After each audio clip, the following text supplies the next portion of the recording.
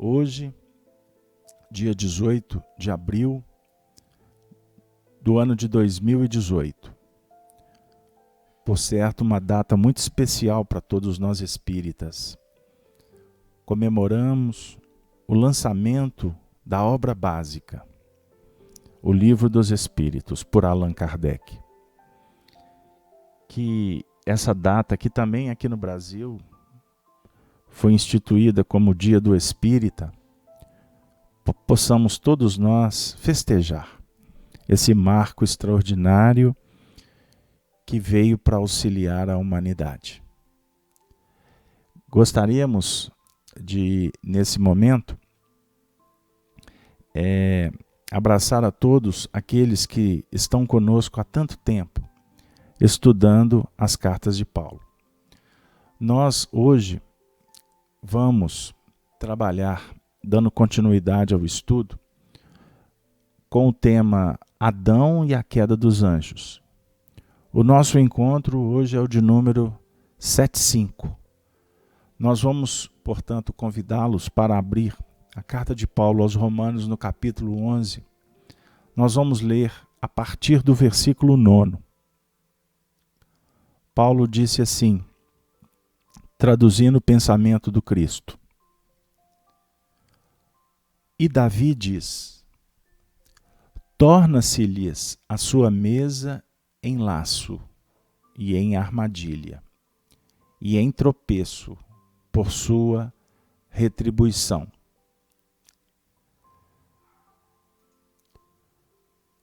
No versículo 10, escureceram-se-lhe os olhos, para não verem, e encurvem-se-lhes continuamente as costas. Digo, pois, porventura tropeçaram para que caíssem? De modo nenhum. Mas pela sua queda veio a salvação aos gentios, para os incitar à emulação. E no verso 12, e se a sua queda é a riqueza do mundo, e a sua diminuição a riqueza dos gentios, quanto mais a sua plenitude? Quanto mais a sua plenitude? Pois bem, nós vamos, conforme prometemos na última semana, trabalhar esse verso 11 e 12 numa dinâmica especial que só a doutrina espírita pode nos oferecer. Por quê? O Espiritismo veio como uma chave, uma síntese reveladora, uma seiva extraordinária, com o objetivo de nos auxiliar a penetrar mais profundamente na nossa realidade espiritual. Por isso que o Evangelho é uma grande festa. O Evangelho proporciona para nós um estado diferenciado que o mundo não pode dar. É um verdadeiro encantamento poder mergulhar à luz do amor do Cristo nos terrenos absolutos da verdade superior. Então o Espiritismo, com Allan Kardec, veio nos mostrar, veio nos apresentar um conteúdo que Paulo de Tarso, como instrumento, como um médium muito especial,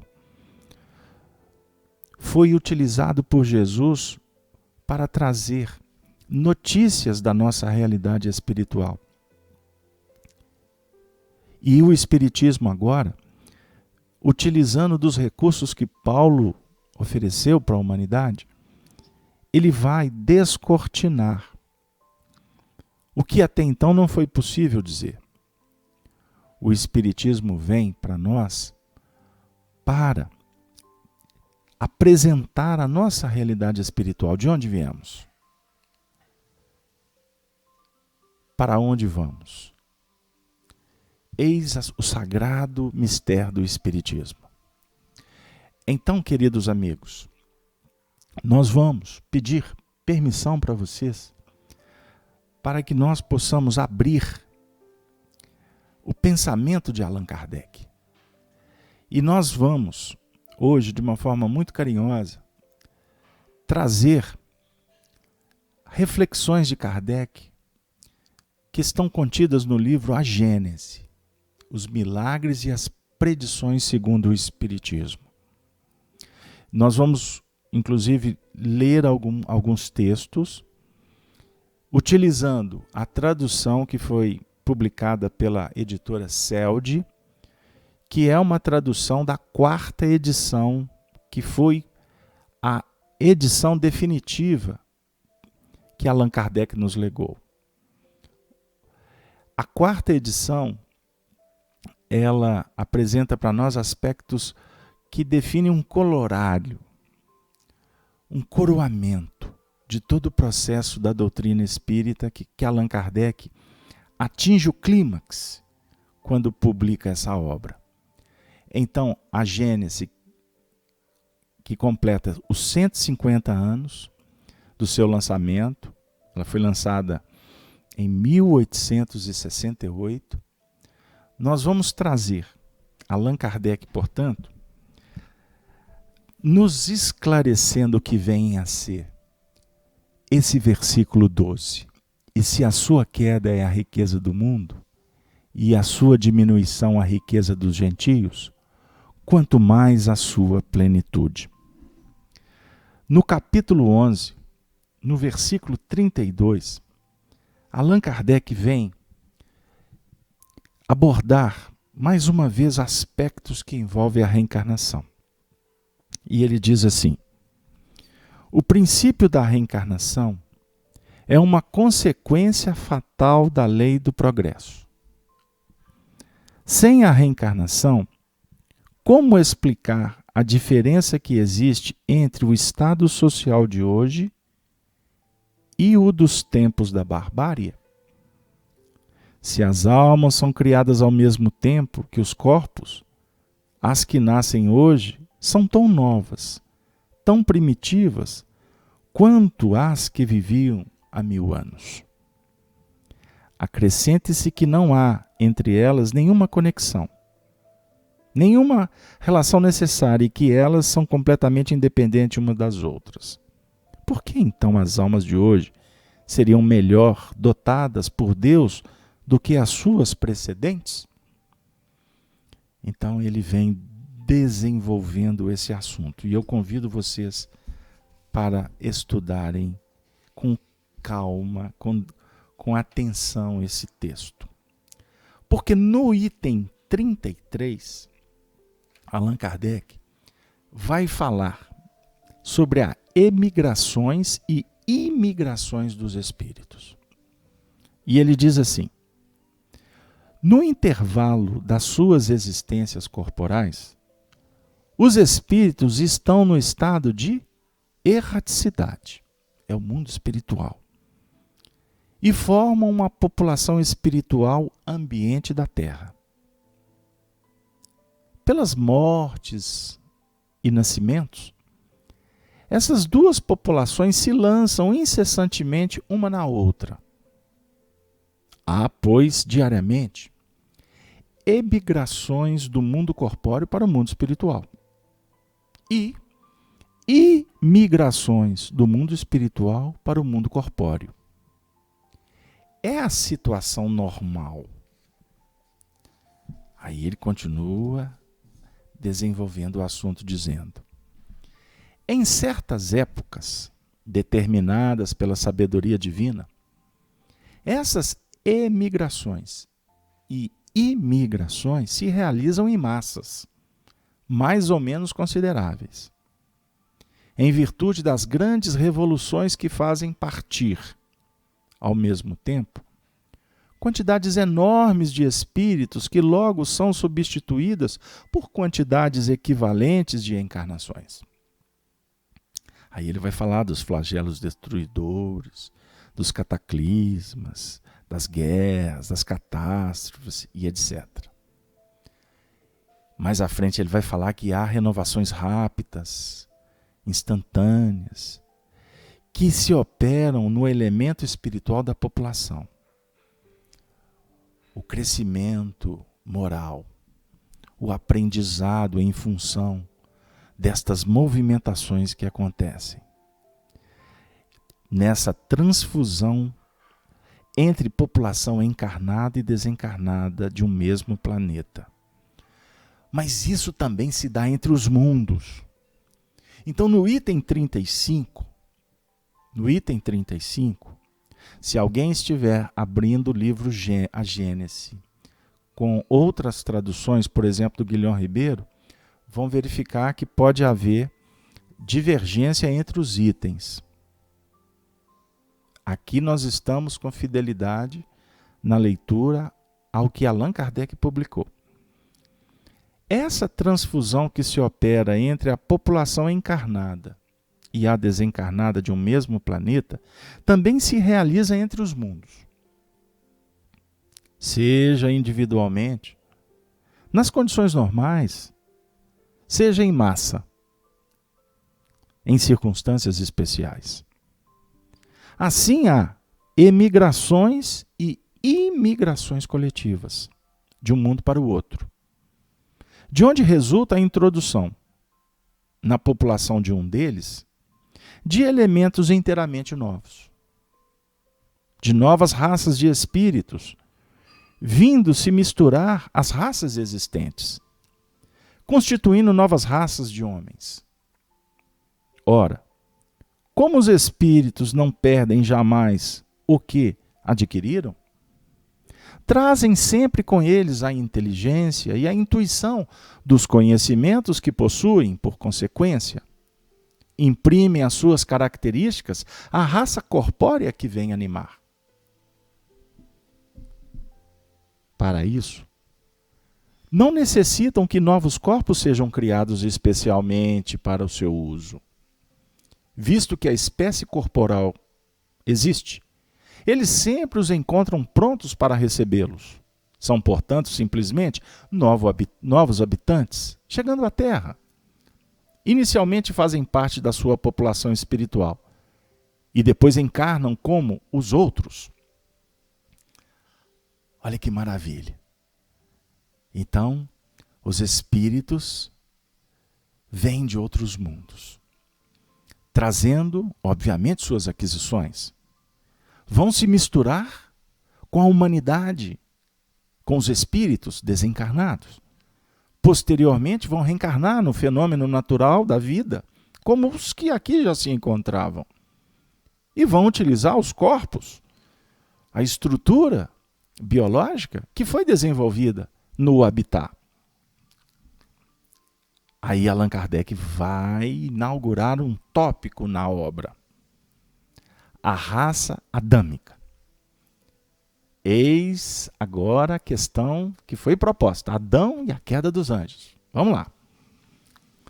Segundo o ensino dos espíritos, foi uma destas grandes imigrações, ou, se quiserem, uma destas colônias de espíritos vindos de uma outra esfera, que se deu origem à raça simbolizada na figura de Adão. Abrindo parêntese, questão 50 e 51 de O Livro dos Espíritos. Está sendo desenvolvida aqui por Allan Kardec. Por isso que o livro A Gênese é uma obra extraordinária que nós precisamos estudar diariamente. A raça adâmica, mais adiantada do que aquelas que haviam precedido na Terra, é, com efeito, a mais inteligente. É ela que impele todas as outras ao progresso. A Gênese nos mostra essa raça, desde os seus primórdios, habilidosa, apta às artes e às ciências, sem haver passado pela infância intelectual, o que não é próprio das raças primitivas, mas que concorda com a opinião que ela se compunha de espíritos que já tinham progredido. Tudo prova que a raça adâmica não é antiga na Terra, e nada se opõe que possamos considerá-la como habitando esse planeta apenas alguns milhares de anos. O que não estaria em contradição com os fatos geológicos, nem com as pesquisas antropológicas, antes tenderia a comprová-las. Os espíritos respondem para Kardec: quando viveu Adão? Aí eles definem, é mais ou menos 4.000 anos antes de Jesus. Então nós temos simbolicamente 6.000 anos. Continuando o item 37, eu peço permissão para vocês para continuar a leitura, porque nós temos que ser fiel ao pensamento do codificador, para depois a gente entrar nos meandros do Evangelho. A doutrina que faz proceder todo o gênero humano de uma única individualidade, há 6.000 anos, não é admissível no estado atual dos conhecimentos. As principais considerações que a contradizem, tiradas da ordem física e da ordem moral, resumem-se no seguinte.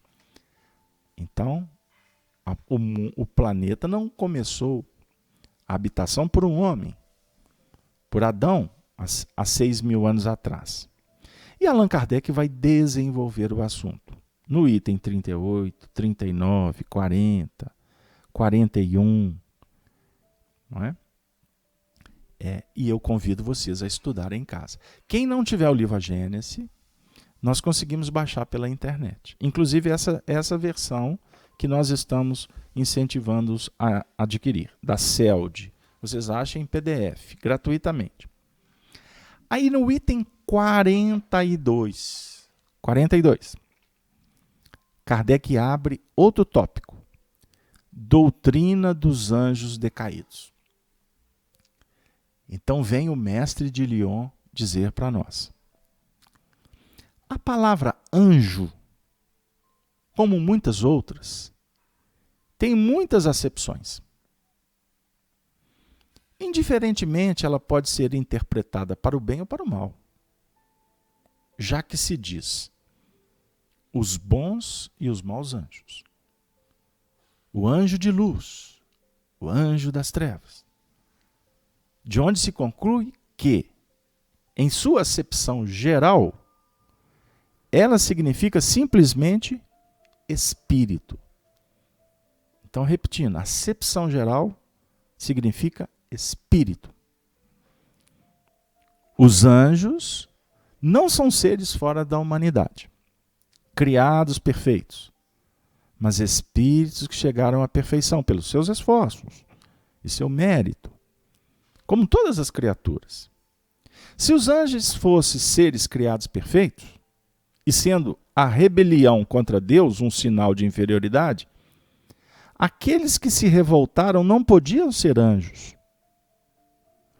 Não se conceberia a rebelião contra Deus por parte de seres que ele teria criado perfeitos, enquanto que se pode concebê-la vindo da parte dos seres ainda atrasados. Eu vou abrir um parêntese. Há doutrinas que pregam uma revolução de espíritos contra Deus, ou contra os princípios norteadores da reencarnação. A teosofia passa por esse caminho, o rustanguismo passa por esse caminho, e outras. Aqui Allan Kardec expõe, obviamente, nós estamos citando apenas esse trecho, como uma referência, como uma base que precisa de ser melhor trabalhada, estudada, pesquisada na própria codificação espírita, mas nós chamamos a atenção que toda alusão sobre esse assunto, que contradiz o que está desenvolvido por Allan Kardec, como o apóstolo de Jesus, o representante do Espírito de verdade, que é o próprio Jesus, e toda a sua equipe, ou seja, um espírito de alta envergadura, que não cometeu nenhum erro doutrinário, diga-se de passagem, porque toda doutrina é coerente, afirma peremptoriamente que esta doutrina né, de espíritos rebelando contra Deus, não é espírita. Portanto, espíritas que divulgam estão agindo contra a doutrina, adulterando, conspurcando o pensamento de Allan Kardec. Nós chamamos atenção porque muitas vezes se faz sem ter o alcance, sem mensurar a gravidade do fato. Nós estamos, inclusive, tratando com a Gênese, 4ª edição, porque a 5ª edição, 6ª, 7ª edição do livro A Gênese, que nós utilizamos durante mais de 150 anos, ela é fruto de conspurcação, de adulterações daqueles continuadores de Kardec, que não vem ao caso aqui, porque não é o nosso assunto. Mas nós estamos batendo na tecla para chamar a atenção quanto a este assunto, que é muito importante a gente entender. Por isso, o incentivo é para que haja o estudo aprofundado, debates maduros, no ambiente de fraternidade, de respeito, mas de seriedade doutrinária. Continuando, por sua etimologia, a palavra anjo, do grego angelos, significa enviado, mensageiro. Ora, não é racional supor que Deus tenha tomado seus mensageiros entre seres bastante imperfeitos para se revoltarem contra ele. Ponto. Continuando. Item 43 agora. Até que os espíritos tenham atingido um certo grau de perfeição, eles estão sujeitos a falhar, seja no estado de erraticidade, seja no de encarnação. Falhar é infringir a lei de Deus. Falhar é infringir a lei de Deus. Que aonde que ela está esculpida? No nosso coração, a nossa consciência, não é verdade? Desculpe, eu falei coração, mas fica aí como uma figura de linguagem. Falhar é infringir a lei de Deus. Então, pecado nada mais é do que falhar. E o falhar significa que estaremos infringindo. Nós estaremos errando diante da manifestação da lei de Deus, certo? Estaremos adulterando a lei de Deus. Estaremos cometendo deslizes, equívocos, enfim. Continuando. Embora esta lei esteja inscrita no coração de todos os homens, ainda bem que Kardec me salvou, para que não tenham necessidade da revelação para conhecer seus deveres, o espírito só a compreende gradualmente e à medida que a sua inteligência se desenvolve. Aquele que infringe essa lei por ignorância e falta de experiência, que só se adquire com o tempo, incorre apenas em uma responsabilidade relativa. Mas com relação àquele cuja inteligência é desenvolvida, que tendo todos os meios de se esclarecer, infringe a lei voluntariamente e faz o mal com conhecimento de causa. Isto é uma revolta, uma rebelião contra o autor da lei. Ficou esclarecido? Olha que extraordinário. Aí Kardec vai falar, no item 44, sobre a progressão dos mundos. Está quase chegando aonde todos nós queremos. Os mundos progridem fisicamente pela elaboração da matéria e moralmente pela depuração dos espíritos que o habitam, ou que os habitam. Neles a felicidade é diretamente proporcional à predominância do bem sobre o mal. E a predominância do bem é o resultado do adiantamento moral dos espíritos. O progresso intelectual não é suficiente, porque com inteligência eles podem fazer o mal. Então, continua Kardec, logo que o mundo atinge um dos seus períodos de transformação, palavra de ordem, transformação, que deve fazê-lo subir na hierarquia, ocorrem mudanças na sua população encarnada e desencarnada. Ocorrem mudanças, repetindo, na população encarnada e na população desencarnada. Continuando, vamos lá. É quando acontecem as grandes emigrações e imigrações. Aqueles que, apesar da sua inteligência e do seu saber, perseveram no mal, na sua revolta contra Deus e suas leis, seriam, dali por diante, um obstáculo ao progresso moral posterior. Uma causa permanente de perturbação para a tranquilidade e felicidade dos bons. Razão porque eles são excluídos e enviados para mundos menos adiantados. Nestes mundos, eles aplicarão sua inteligência e a intuição dos conhecimentos que adquiriram para o progresso daqueles entre os quais foram chamados a viver.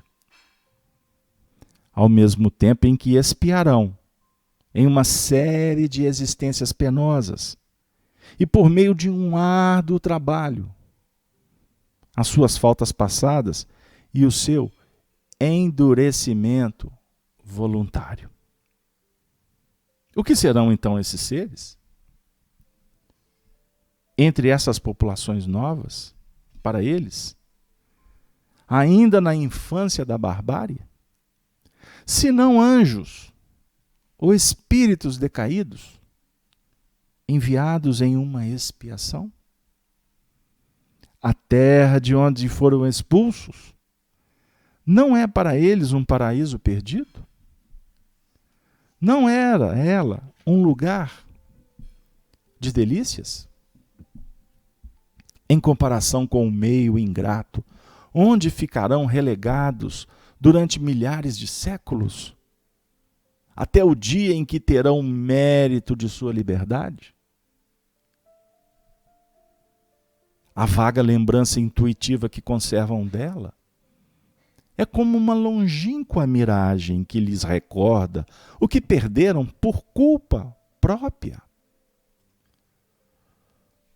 Mas, ao mesmo tempo que os maus partem do mundo que habitavam, são substituídos por espíritos melhores, vindos, seja da erraticidade desse mundo, seja de um mundo menos adiantado que eles tiveram o mérito de deixar, e para os quais sua nova morada é uma recompensa, com a população espiritual sendo assim renovada e purgada dos seus piores elementos, ao final de algum tempo o estado moral do mundo se encontra melhorado. Essas mudanças às vezes são parciais, isto é, limitadas a um povo, a uma raça. De outras são gerais, quando chega o período de renovação para o globo.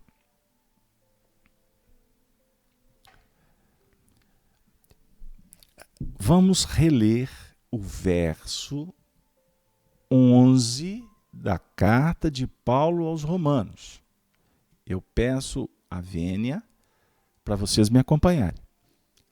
Digo, pois, porventura, tropeçaram para que caíssem? O texto está se referindo aos judeus, concordam?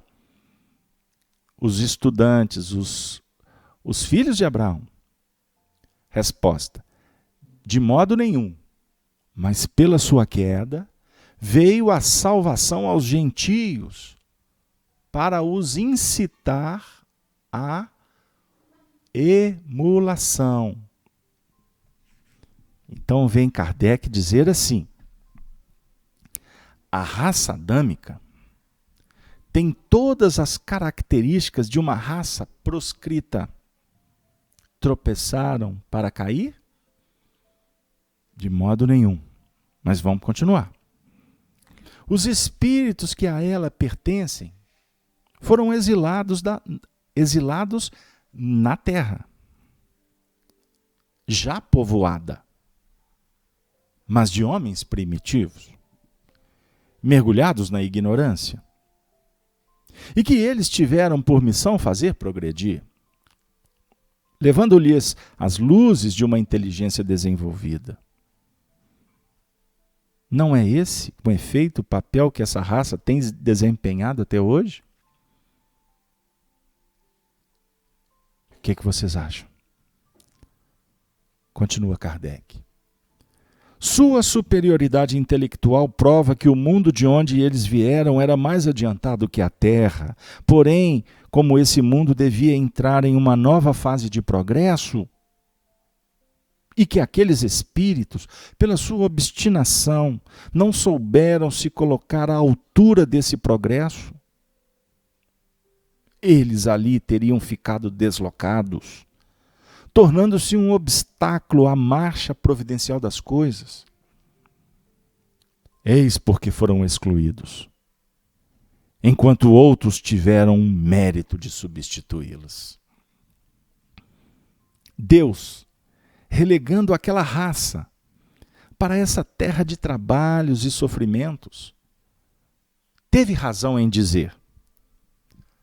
Kardec agora faz uma alusão ao livro Gênese de Moisés. Dela tirarás o alimento com o suor da tua fronte. Kardec continua dizendo, na sua mansuetude, ele prometeu que lhe enviaria um Salvador. Isto é, aquele que devia esclarecê-los sobre o caminho a seguir, para sair desse lugar de miséria, deste inferno, e chegar à felicidade dos eleitos. Este Salvador, Deus o enviou na pessoa do Cristo, que ensinou a lei de amor e de caridade, que ela desconhecia e que devia ser a verdadeira âncora da salvação. O Cristo não somente ensinou a lei, como deu o exemplo da prática desta lei. Com a sua mansuetude, sua humildade, sua paciência, ao sofrer sem queixas os tratamentos mais ignominiosos e as maiores dores, para que uma tal missão fosse cumprida sem desvios, era preciso um espírito acima das fraquezas humanas. Fraquezas humanas. Porque Jesus sofreu dores. Assistam o vídeo que nós postamos sobre o suplício de Jesus no relato de Chico Xavier. Está aí na internet para vocês verificarem que Jesus sofreu as dores físicas, porque o corpo dele era um corpo de carne como o nosso. Mas a sua capacidade mental e espiritual estava acima das fraquezas humanas.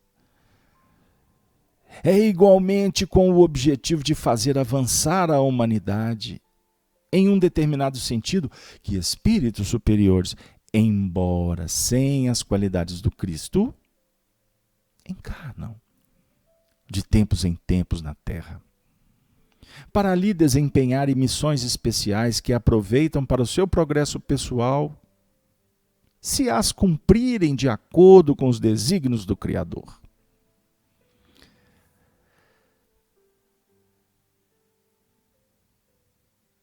Mais um trechinho, pode? Vocês me permitem? É o item 47. Sem a reencarnação, a missão do Cristo, assim como a promessa feita por Deus, seria um contrassenso. Com efeito, Suponhamos que a alma de cada homem seja criada por ocasião do nascimento do seu corpo, e que ela não faça mais que aparecer e desaparecer na terra. Assim sendo, não haveria nenhuma relação entre as almas que vieram desde Adão até Jesus Cristo, nem entre as que vieram depois. Todas seriam estranhas umas às outras. A promessa de um Salvador, feita por Deus, não podia se aplicar aos descendentes de Adão, se as suas almas ainda não estavam criadas. Para que a missão do Cristo pudesse corresponder às palavras de Deus, era necessário que ela pudesse se aplicar às mesmas almas. Se essas almas são novas, não podem estar maculadas pela falta do primeiro pai, que é apenas um pai carnal e não um pai espiritual. Se assim fosse, Deus teria criado almas maculadas com uma falta que elas não teriam cometido. Assim sendo, a doutrina vulgar do pecado original implica a necessidade de uma relação entre as almas do tempo do Cristo e as almas do tempo de Adão e, por consequência, da reencarnação. Diga-se que todas essas almas faziam parte da colônia de espíritos exilados na terra ao tempo de Adão, e que elas estavam maculadas pelas faltas que as haviam excluído de um mundo melhor. E ter-se-á a única interpretação racional do pecado original.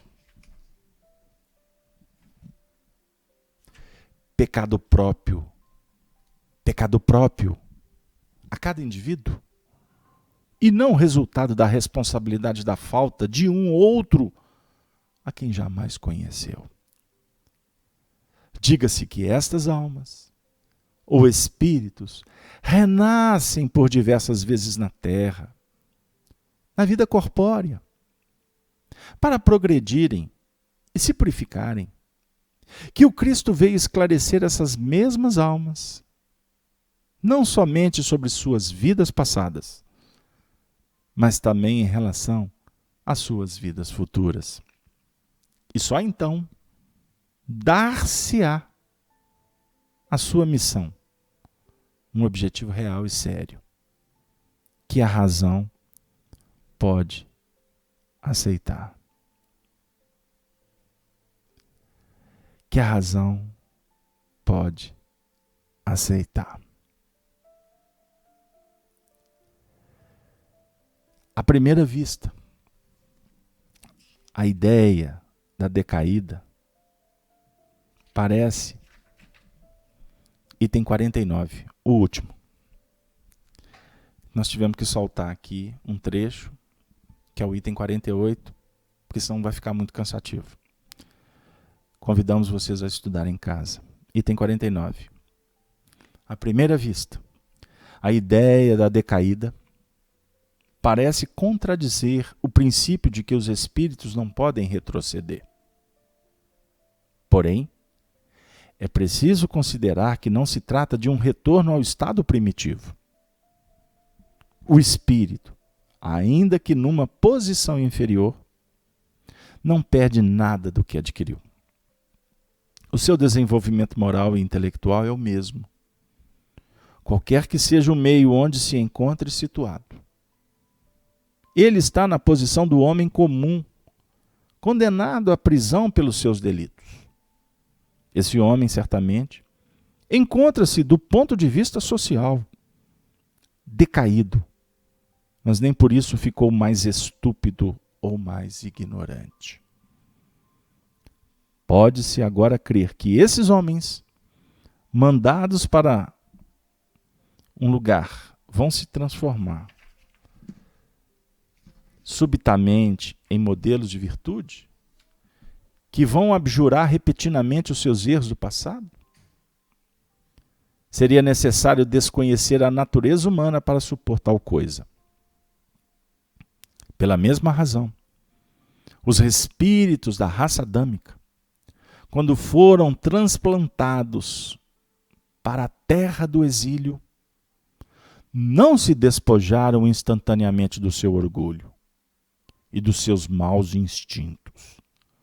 Por muito tempo, ainda conservaram as tendências da sua origem, um resto do velho fermento.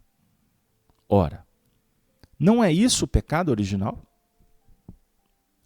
A mácula que eles trouxeram ao nascer é a da raça de espíritos culpados e punidos, a qual pertenciam. Mácula que eles podem apagar pelo arrependimento, a expiação e a renovação do seu ser moral. O pecado original, conclui Kardec, considerado como a responsabilidade de uma falta cometida por outra pessoa, é um contrassenso e a negação da justiça de Deus. Considerado, ao contrário, como consequência e resto de uma imperfeição primitiva do indivíduo. Não somente a razão o admite, como se encontra, com toda a justiça, a responsabilidade que dela decorre. Allan Kardec. Gênese. Os milagres e as predições segundo o Espiritismo. Publicado em janeiro de 1868. Queridos amigos, o assunto é de uma beleza e ao mesmo tempo de uma gravidade, porque nos conclama a refletir sobre o estado atual que nos encontramos.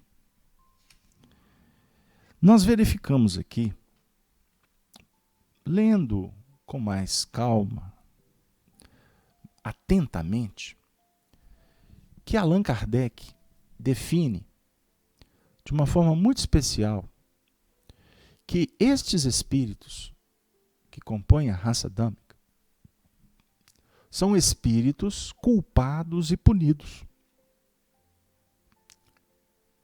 E que tiveram, da providência divina, a oportunidade de se aportarem à Terra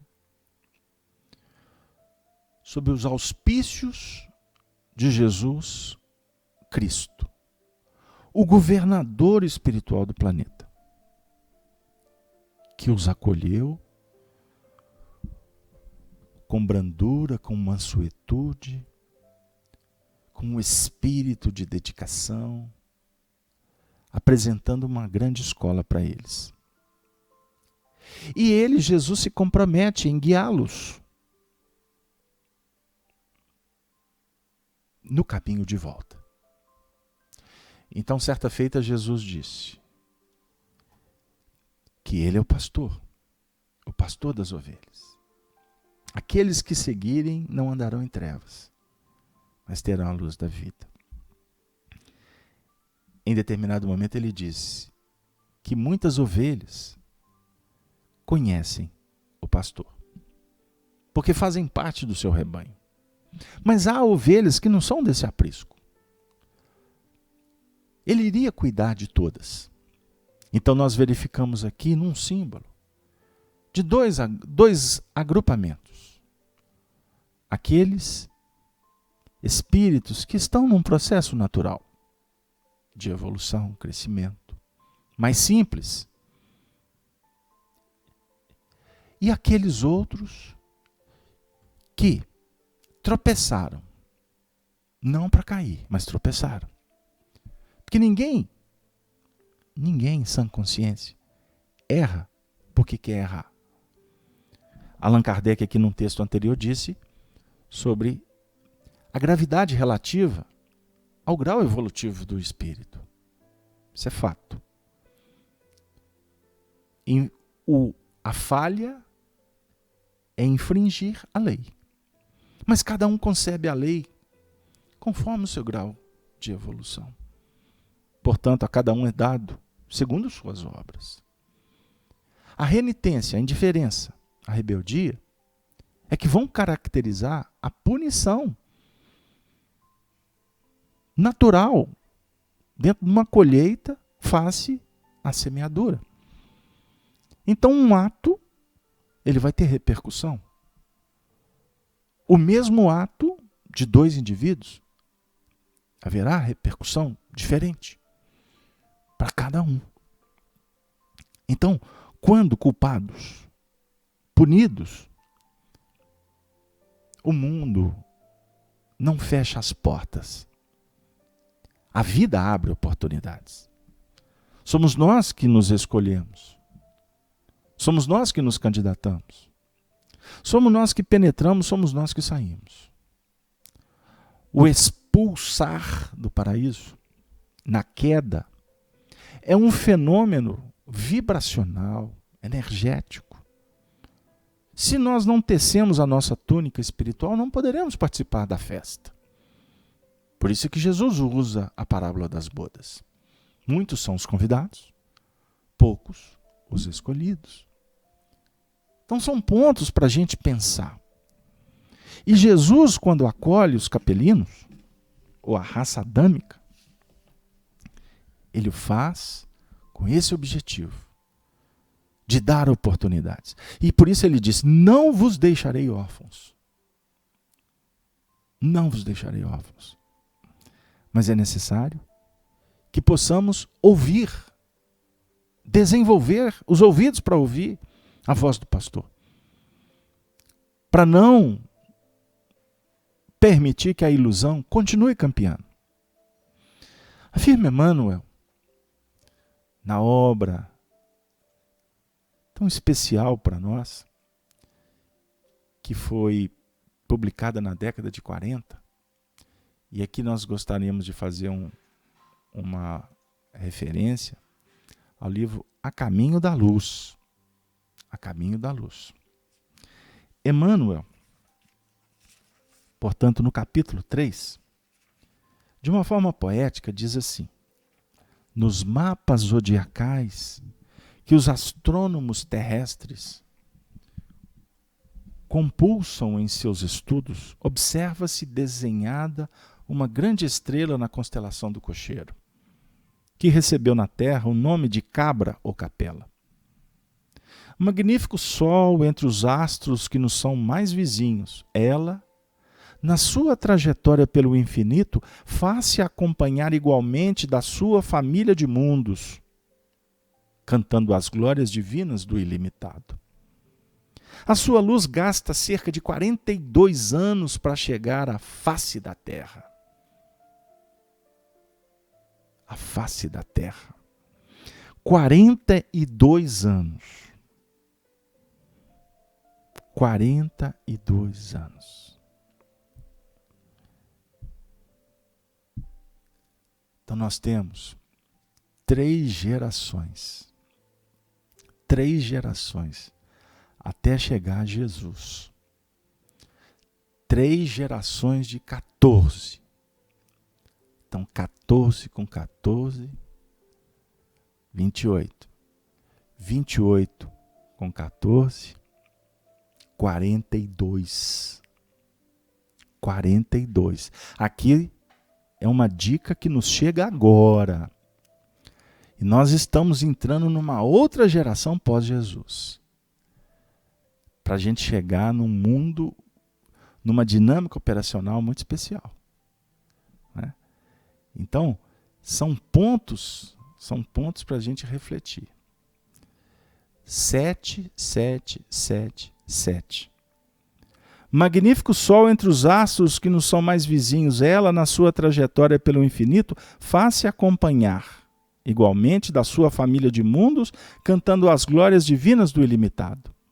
A sua luz gasta cerca de 42 anos para chegar à face da Terra, considerando-se desse modo a regular distância existente entre Capela e o nosso planeta, já que a luz percorre o espaço com a velocidade aproximada de 300 mil quilômetros por segundo.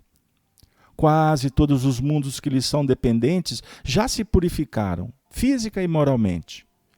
Examinadas as condições de atraso moral da terra, onde o homem se reconforta com as vísceras dos seus irmãos inferiores, como nas eras pré-históricas da sua existência, marcham uns contra os outros ao som de hinos guerreiros, desconhecendo os mais comezinhos princípios de fraternidade e pouco realizando em favor da extinção do egoísmo, da vaidade e do seu infeliz orgulho.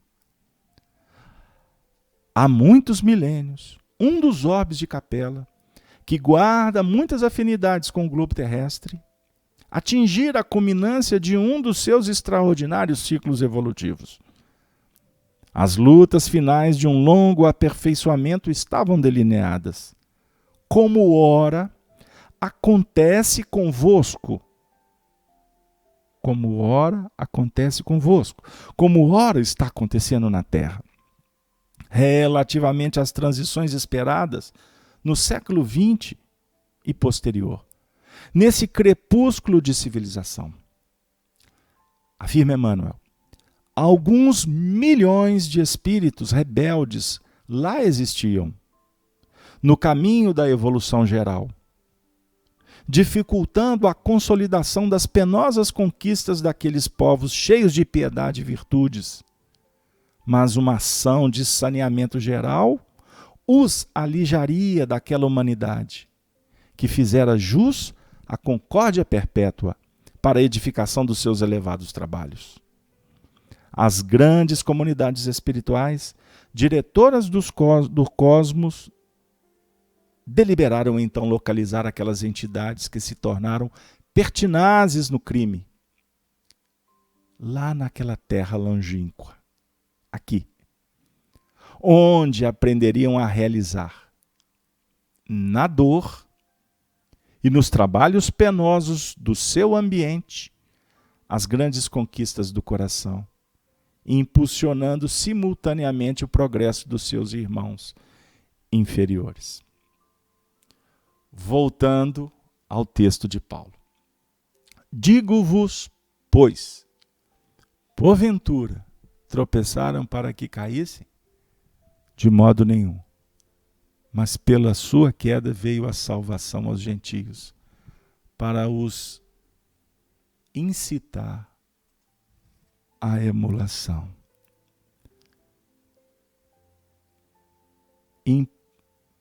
Impulsionando simultaneamente o progresso dos seus irmãos inferiores. E Jesus, então, os recebeu. Continua Emmanuel.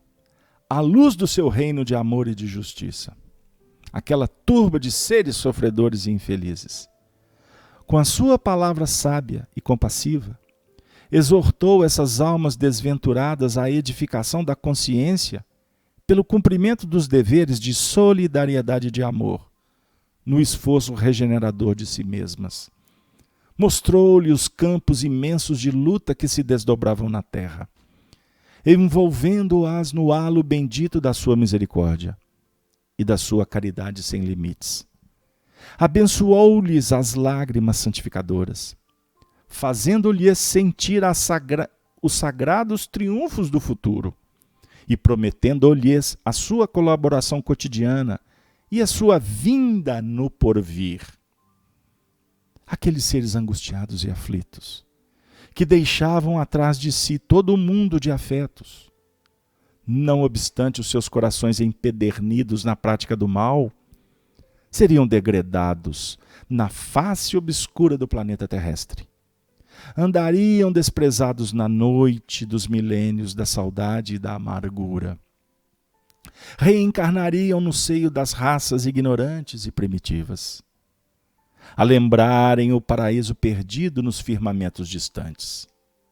Por muitos séculos, veriam a suave luz de Capella, mas trabalhariam na terra, acariciados por Jesus e confortados na sua imensa misericórdia. Com auxílio desses espíritos degredados, naquelas eras remotíssimas, as falanges do Cristo operavam ainda as últimas experiências sobre os fluidos renovadores da vida, aperfeiçoando os caracteres biológicos das raças humanas. A natureza ainda era, para os trabalhadores da espiritualidade, um campo vasto de experiências infinitas. Tanto assim que, se as observações do mendelismo fossem transferidas àqueles milênios distantes, não se encontrariam nenhuma equação definitiva nos seus estudos de biologia. A moderna genética não poderia fixar como hoje as expressões dos genes, porquanto, no laboratório das forças invisíveis, as células ainda sofreriam longos processos de acrisolamento, imprimindo-se-lhes elementos de astralidade, consolidando-se-lhes as expressões definitivas, com vistas às organizações do porvir. Se a gênese do planeta se processara com a cooperação dos milênios, a gênese das raças humanas requereria a contribuição do tempo, até que se abandonasse a penosa e longa tarefa da fixação. Foi assim, dentro dessa dinâmica da origem das raças brancas, do estabelecimento destes espíritos na área da Ásia, da África, do Egito, saltando uma série de procedimentos que Emmanuel coloca aqui, as raças adâmicas encontraram nas tradições do paraíso perdido gerações e gerações, definindo-se o arquivo de sua história pregressa, que ficou todo ele registrado nas páginas da Bíblia. Aqueles seres decaídos e degradados, a maneira de suas vidas passadas no mundo distante de Capela, com o transcurso dos anos, reuniram-se em 4 grandes grupos que se fixaram depois nos povos mais antigos, obedecendo às afinidades sentimentais e linguísticas que os associavam na constelação do cocheiro. Unidos novamente na esteira do tempo, formaram desse modo o grupo dos Árias, a civilização do Egito, o povo de Israel e as castas da Índia. Dos Árias, descendente, a maioria dos povos brancos da família indo-europeia. Nessa descendência, porém, é necessário incluir os latinos, os celtas, os gregos, além dos germanos e dos eslavos. As 4 grandes massas de degredados formaram os pródomos de toda a organização das civilizações futuras, introduzindo os mais largos benefícios no seio da raça amarela e da raça negra que já existiam. E, desse grande interesse, o estudo de sua movimentação no curso da história. Através dessa análise, é possível examinar-se os defeitos e virtudes que trouxeram do seu paraíso longínquo, bem como os antagonismos e idiosincrasias peculiares a cada povo. Jesus prometeu,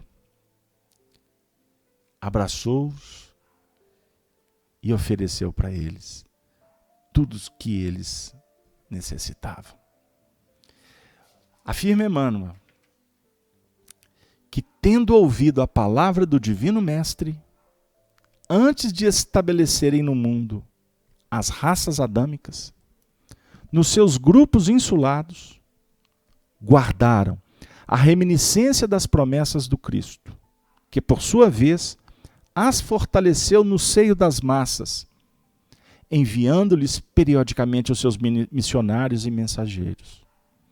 Eis porque as epopeias do Evangelho foram previstas e cantadas alguns milênios antes da vinda do sublime emissário. Os enviados do infinito falaram, na China milenária, da celeste figura do Salvador, muitos séculos antes do advento de Jesus. Os iniciados do Egito esperavam-no com as suas profecias. Na Pérsia, idealizaram a sua trajetória. antevendo-lhe os passos nos caminhos do porvir. Na Índia Védica, era conhecida quase toda a história evangélica, que o sol dos milênios futuros iluminaria na região escabrosa da Palestina. E o povo de Israel, durante muitos séculos, cantou-lhe as glórias divinas, na exaltação do amor e da resignação, da piedade e do martírio, através da palavra de seus profetas mais eminentes. Uma secreta intuição iluminava o espírito divinatório das massas populares. Todos os povos, encerra Emmanuel dizendo, o esperavam em seu seio acolhedor. Todos o queriam.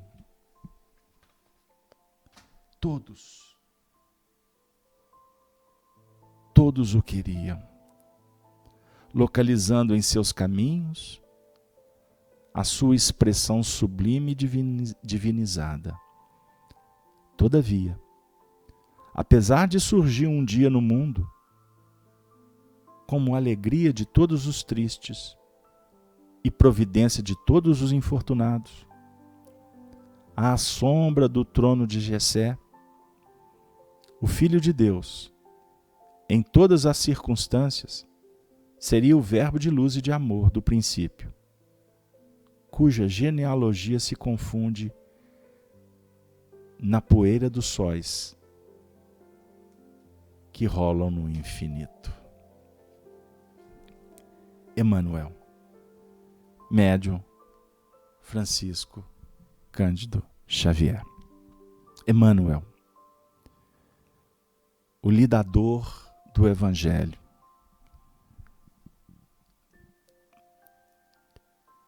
o divulgador da mensagem de Kardec. Ele nos auxilia com algumas outras informações que dinamizam ainda mais a mensagem augusta do Cristo através das mãos, da mente e do coração de Allan Kardec. Paulo de Tarso disse: tropeçaram para cair? De modo nenhum.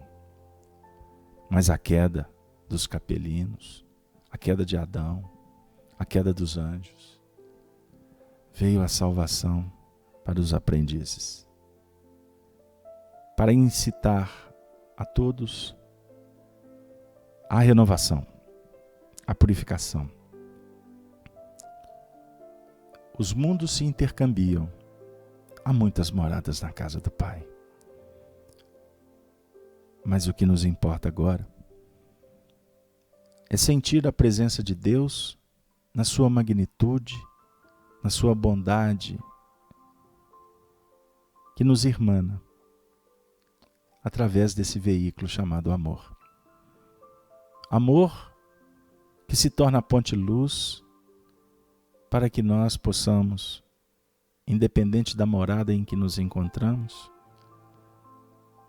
podermos vibrar como filhos de Deus e viajores que necessitamos uns dos outros, pois somos irmãos. Independente da posição espiritual, da maneira de ver, do ideal, da condição, somos todos irmãos, que nascemos para brilhar e retornar para o seio do Pai, o Senhor dos nossos corações.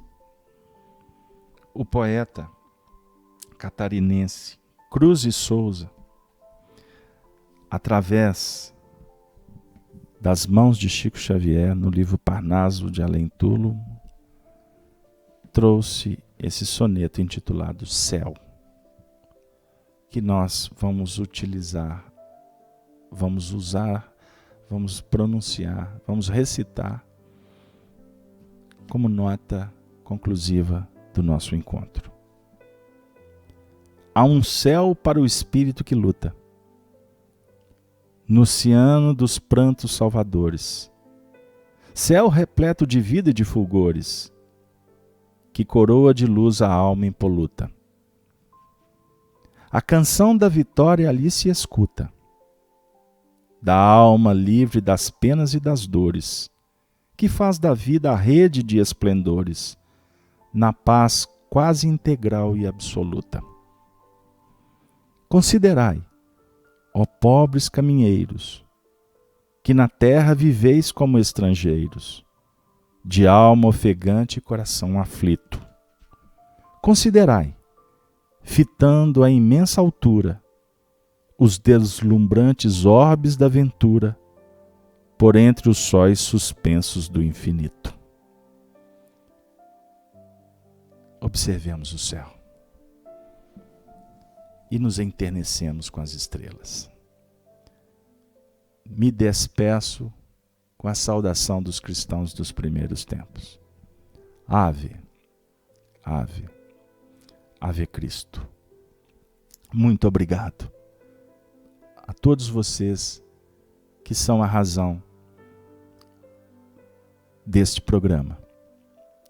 Carta de Paulo. Na próxima semana, nós vamos continuar ainda na sequência desse tema.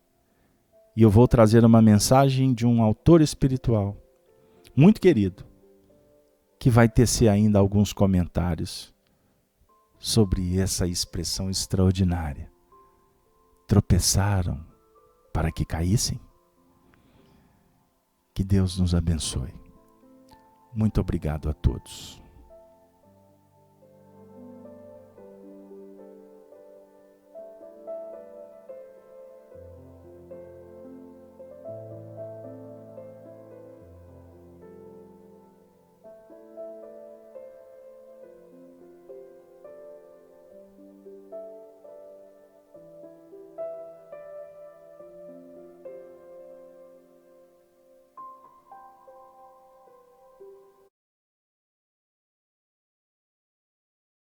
Rede Amigo Espírita, uma ferramenta de união, interação e divulgação do movimento espírita.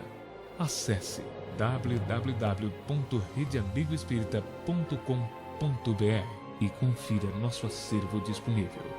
Rede Amigo Espírita, divulgando, instruindo e unificando.